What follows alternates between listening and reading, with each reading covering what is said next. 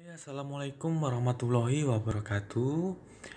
Bersama lagi Bapak Aska akan berbagi sedikit tips amalan-amalan dalam Muslim untuk mengajarkan anak kita supaya banyak pahalanya.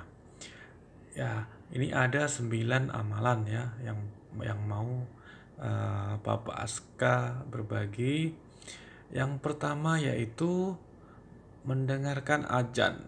Jadi ajarkanlah anak kita untuk mendengarkan azan dengan baik-baik. Jadi ketika azan berkumandang jangan sampai ribut atau bermain-main karena pahalanya sangat besar.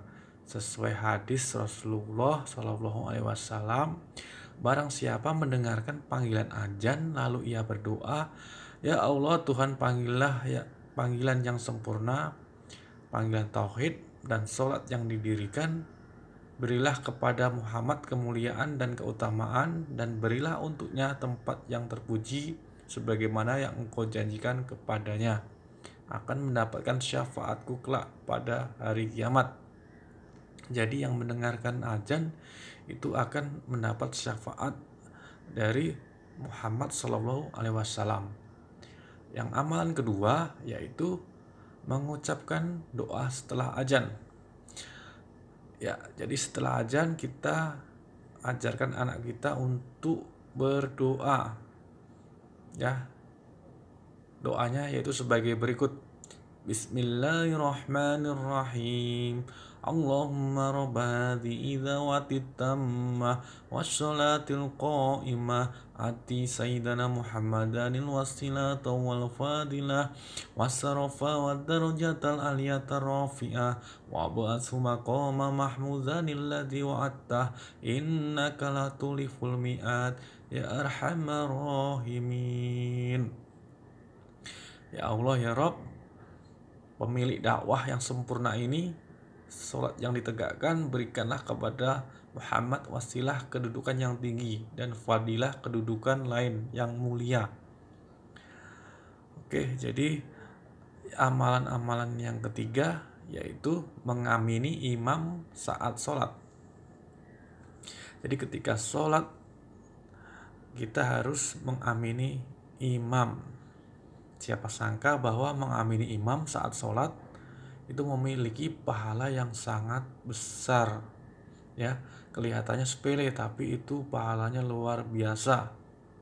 Ya, sebagaimana hadis ini Abu Hurairah berkata bahwa Rasulullah SAW bersabda yang artinya apabila imam beramin maka beraminlah pula, karena barang siapa yang aminnya sesuai dengan aminnya para malaikat maka telah dihapuskan dosanya yang telah lalu. Ya, jadi hanya sekedar amin itu bisa menghapuskan dosa kita yang sebelumnya. Ya. Selanjutnya amalan yang keempat yaitu membaca ayat kursi sesudah sholat. Amalan ringan ini pahalanya juga sangat besar. Ya, harus kita biasakan ajarkan kepada anak-anak. Ya, adapun hadis yang menerangkan keutamaan ini yaitu siapa membaca ayat kursi setiap selesai sholat tidak ada yang menghalanginya untuk masuk ke surga kecuali kematian.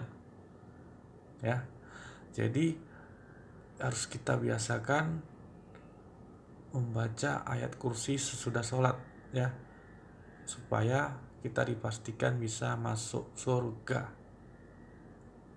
Oke, yang kelima yaitu berzikir. Zikir merupakan ibadah yang dilakukan sebagai cara mengingat kepada Allah ya. Jadi sangat fleksibel, mudah dilakukan setiap hari.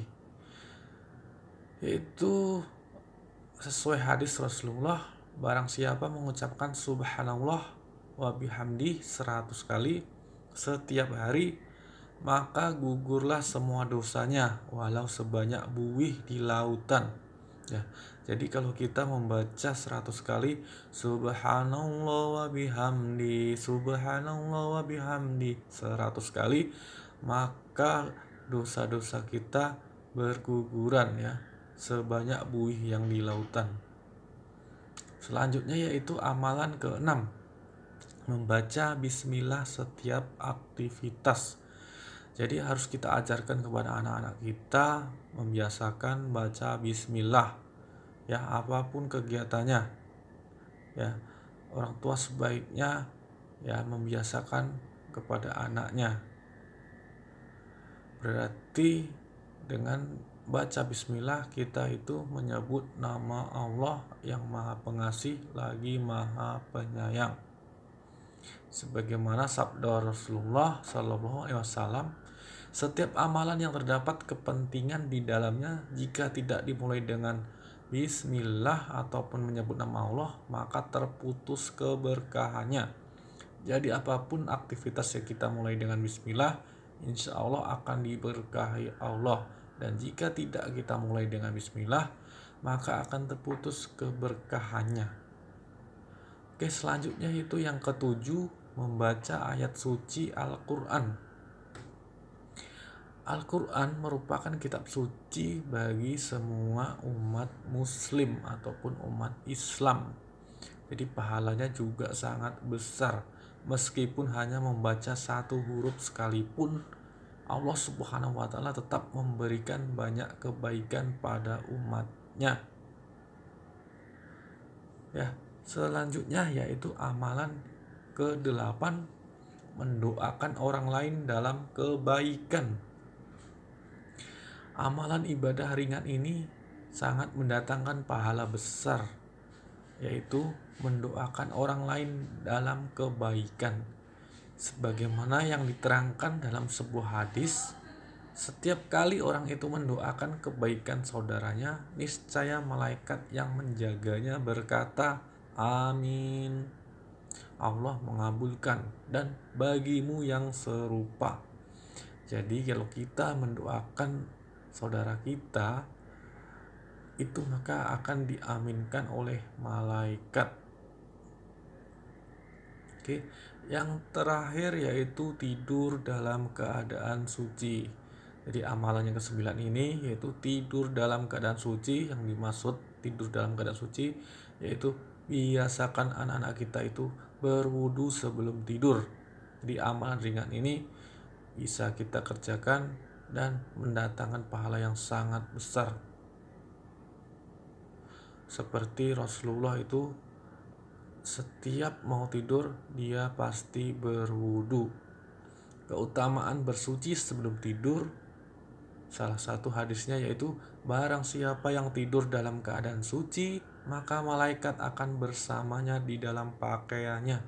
Dia tidak akan bangun hingga malaikat berdoa, ya Allah ampunilah hambamu si fulan karena tidur dalam keadaan suci. Oke sahabat di SK, jadi itulah yang Bapak Aska sampaikan dalam hal 9 amalan yang ringan tetapi pahalanya sangat besar. Harus kita amalkan dan kita ajarkan kepada anak-anak kita. Demikian, assalamualaikum warahmatullahi wabarakatuh.